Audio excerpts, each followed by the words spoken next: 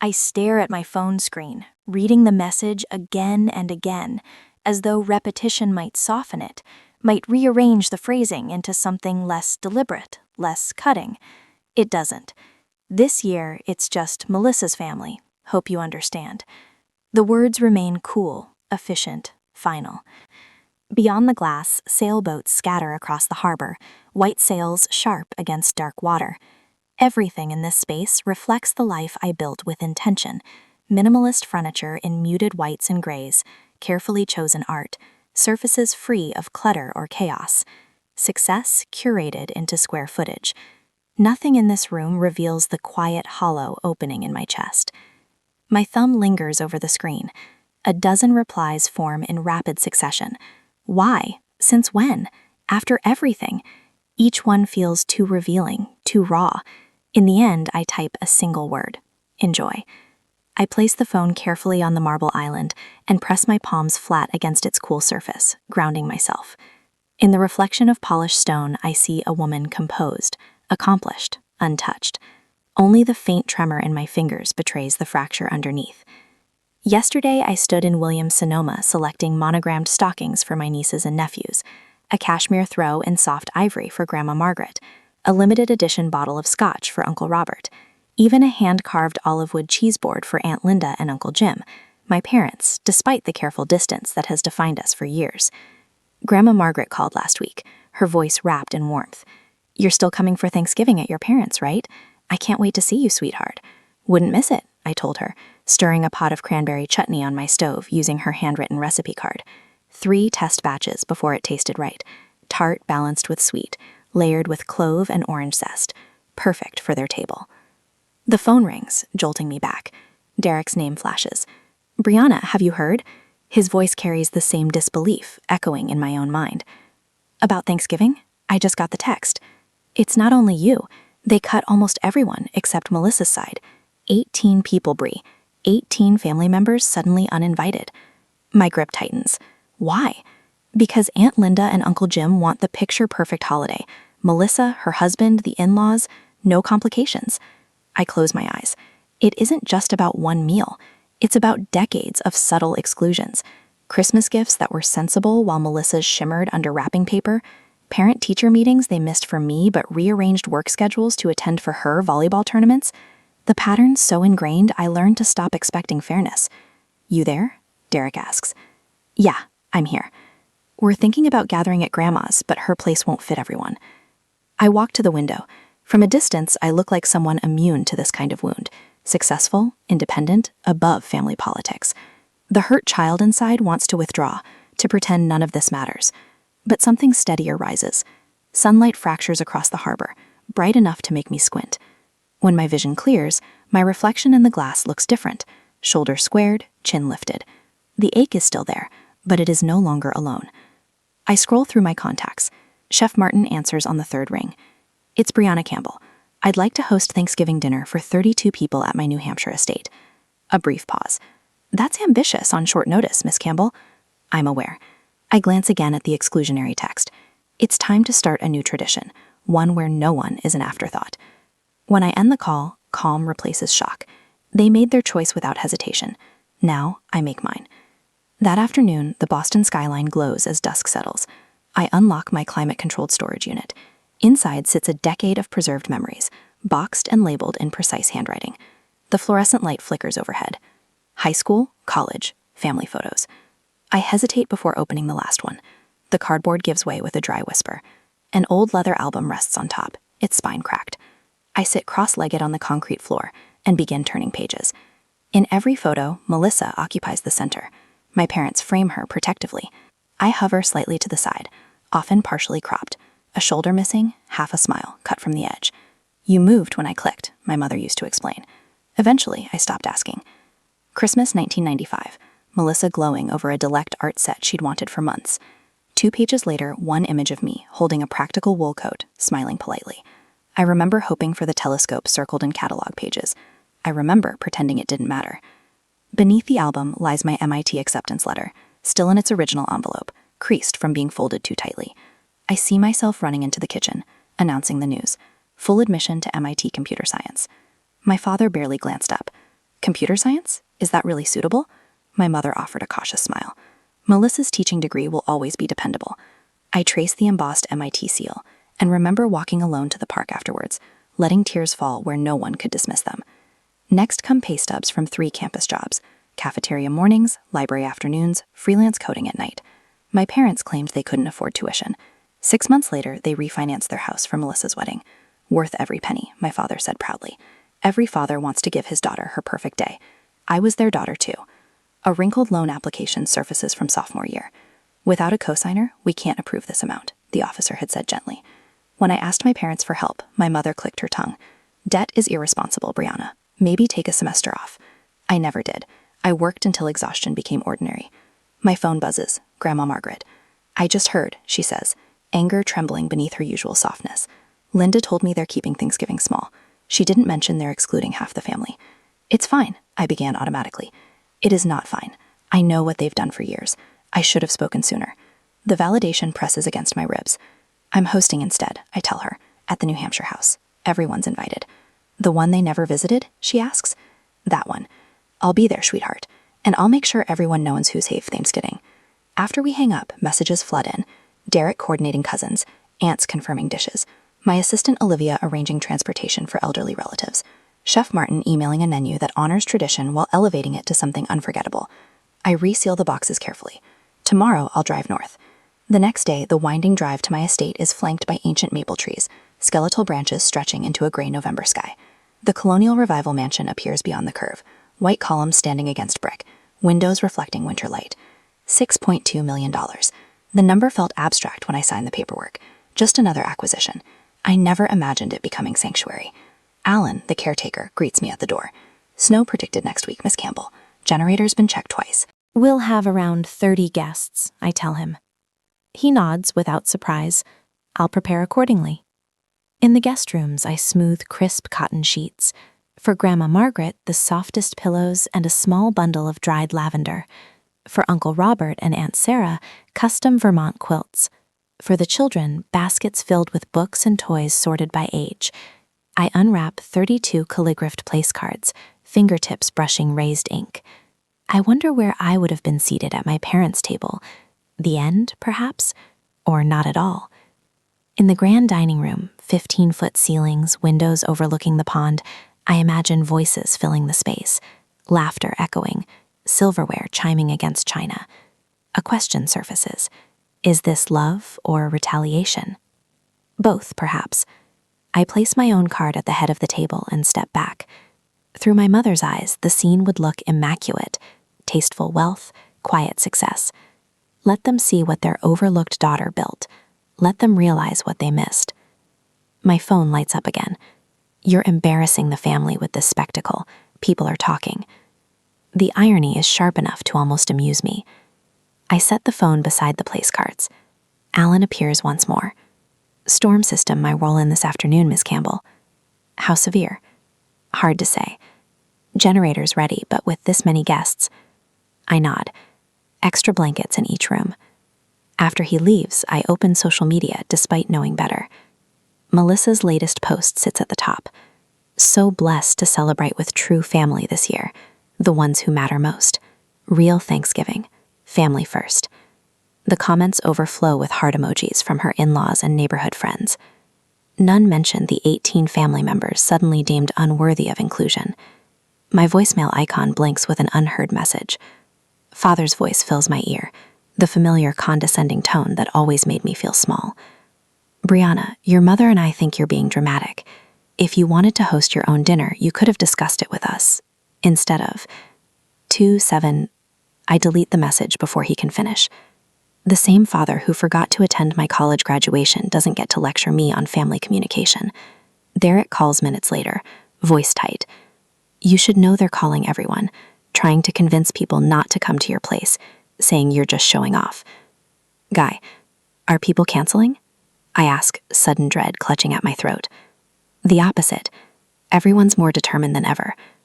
Grandma Margaret told Aunt Linda to pound sand. The mental image of my 82-year-old grandmother using those exact words brings the first genuine smile to my face in days. I wander into my home office, fingers trailing along the polished mahogany desk. 5 years ago, this space was a tiny corner in my studio apartment, barely enough room for a laptop and a cup of coffee. I worked 16-hour days building CyberCore's security protocol, while everyone from venture capitalists to my own father told me I was wasting my time. The cybersecurity market is saturated, he'd said when I tried explaining my business model over Christmas dinner. You should get a real job before you end up bankrupt. He'd turned to Melissa then, proudly announcing her promotion to assistant manager at the department store where she'd worked part-time for 3 months. I remember the night everything changed. 3 years into building the company, surviving on ramen and determination, my phone rang at 2 a.m. A major client system had detected an intrusion attempt that would have cost them millions. My protocol had caught what every other security layer had missed. Within a week, we had 4 new contracts.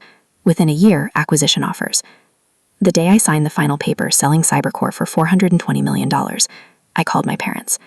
Mother answered, talked about Melissa's twins for 15 minutes, then said she needed to go before I could share my news.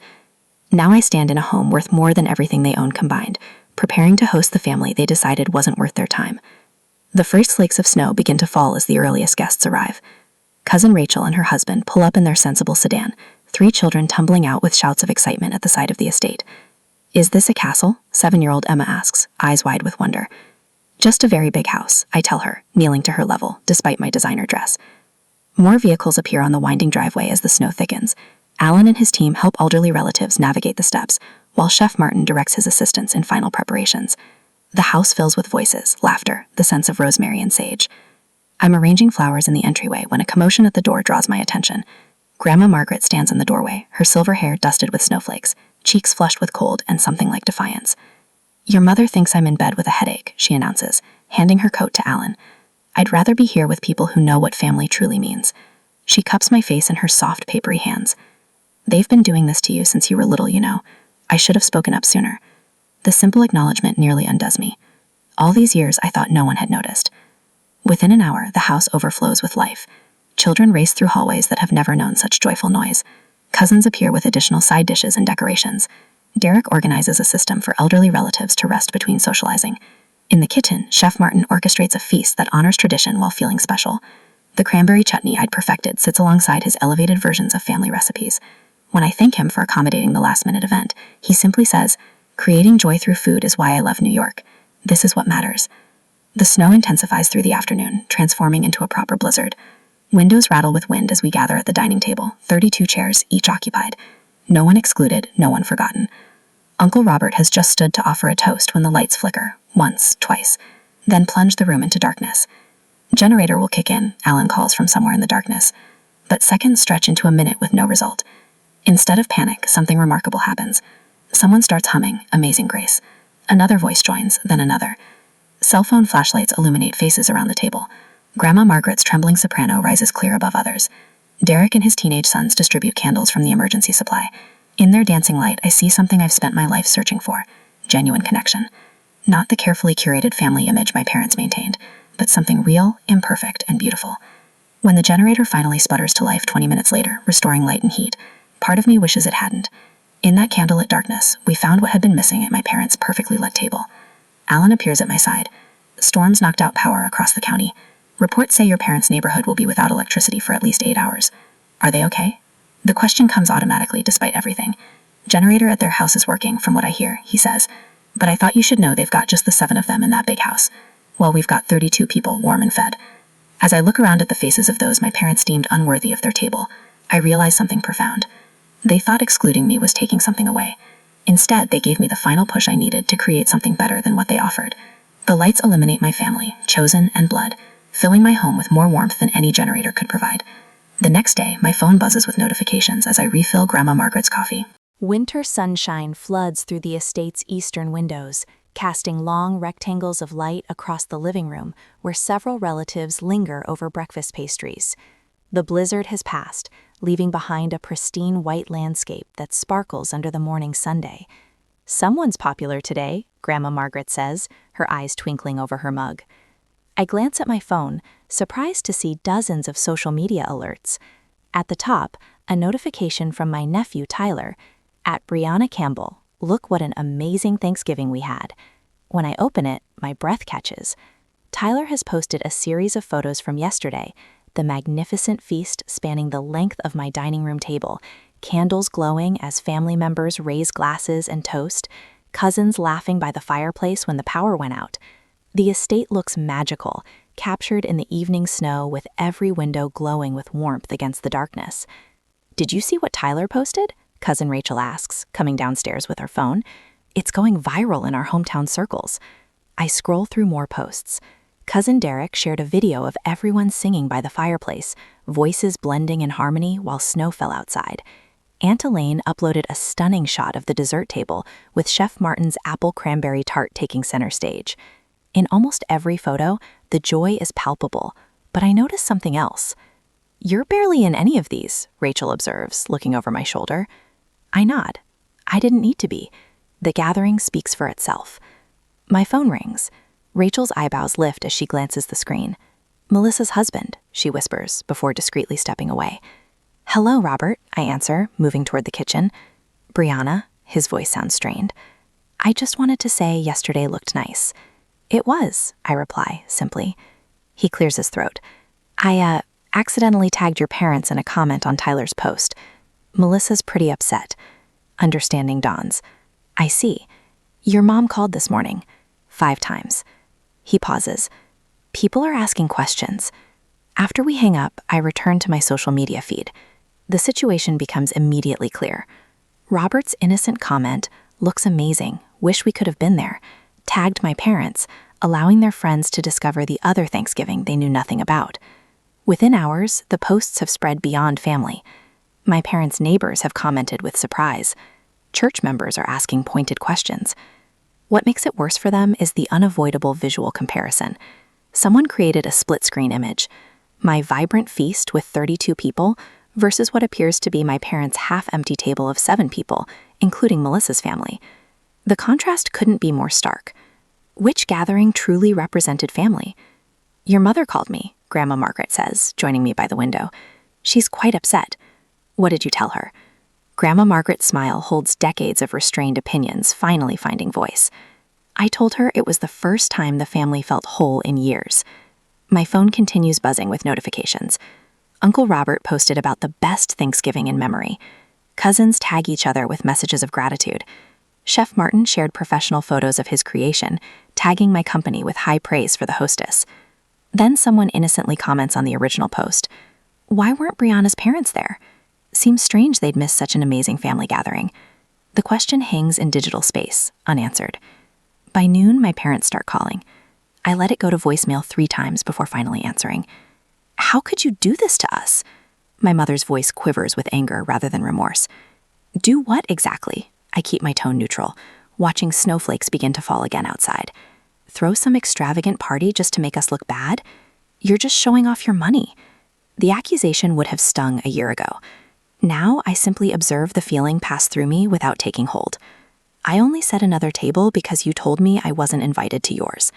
"You know that wasn't." She stops abruptly as my father's voice rumbles in the background. "Put him on speaker," I suggest. There's a fumbling sound, then my father's voice. "Brianna, this has gotten out of hand. Maybe we should discuss this in person." "We can discuss whatever you'd like," I reply. "But first, I want to clarify something. 2 months ago at Melissa's birthday dinner, I mentioned selling my company. No one asked a single question. No one seemed to hear me at all. Silence stretches between us. "I sold Cybercore for $420 million, Dad." But when I mentioned it, no one listened. I hear his sharp intake of breath, then stammering. I didn't realize." "I know," I say quietly. "You never have." As I end the call, Derek appears with a fresh pot of coffee. "Everything okay?" I look around at the remaining family members in my home, people who chose to stay an extra day, who helped clean up without being asked, who treated my home with respect, and me with genuine interest. Actually, I say with unexpected lightness, I think it finally is. For the first time in my life, I don't need my parents' table. I've built something better. The doorbell's unexpected chime cuts through my Sunday morning quiet. I glance at my phone, no texts, no calls announcing visitors. My stomach tightens as I approach the peephole. Mother and father stand in the hallway, Mother clutching a worn letter photo album to her chest like a shield. I consider pretending I'm not home, but that's the old Brianna. The woman who sold her tech company for hundreds of millions doesn't hide anymore. I open the door and stand firmly in the threshold. This is a surprise. We were in the neighborhood, Father says, his voice unnaturally bright. Thought we'd stop by. Mother holds up the album. Found some old photos I thought you might like to see. The practiced casualness in their voices tells me this visit was planned, calculated. 3 days after they discovered the extent of my wealth through social media, they appear on my doorstep. The timing isn't subtle. I step back, allowing them entry. Come in. They enter my space cautiously, eyes widening at the floor-to-ceiling windows showcasing Boston Harbor. Mother runs her finger along my marble countertop, while Father examines the original Rothko on my dining room wall. Quite a place you have here, he says. I don't respond to the fishing comment. Instead, I gesture toward the living room. Would you like to sit down? They perch on my white sofa, suddenly looking small against the backdrop of my success. Mother opens the photo album on the coffee table. Remember this birthday? You were turning 8? She points to a photo where little Melissa stands center frame blowing out candles on a cake, while I hover at the edge, my face half-cropped from the image. I remember, I say quietly. That was the year you forgot to get me a cake for my birthday 3 months later. Grandma Margaret made cupcakes instead. Mother's smile falters. That's not... It is, I interrupt, my voice steady. I have the journal entries. I walk to my office and return with a storage box. The label reads simply, evidence. I've been collecting it for years. Not for this confrontation, but for my own sanity. To confirm I wasn't imagining the pattern. What's all this? Father asks, his forehead creasing. Documentation.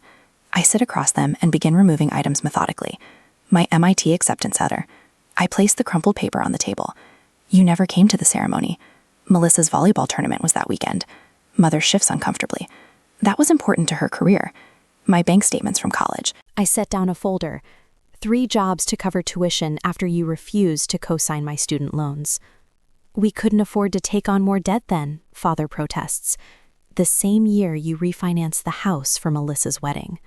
I keep my voice factual, not accusatory. The therapist I've been seeing for 4 years taught me that. Their eyes dart to each other, a silent conversation I've witnessed my entire life, the quick assessment of what story to tell, what excuse to offer. Brianna, Father leans forward, hands clasped. We should start fresh. The past is the past. We're family, Mother adds, reaching for my hand. I don't extend mine.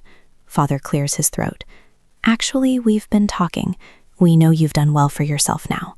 His voice drops to what he probably thinks is a confidential tone.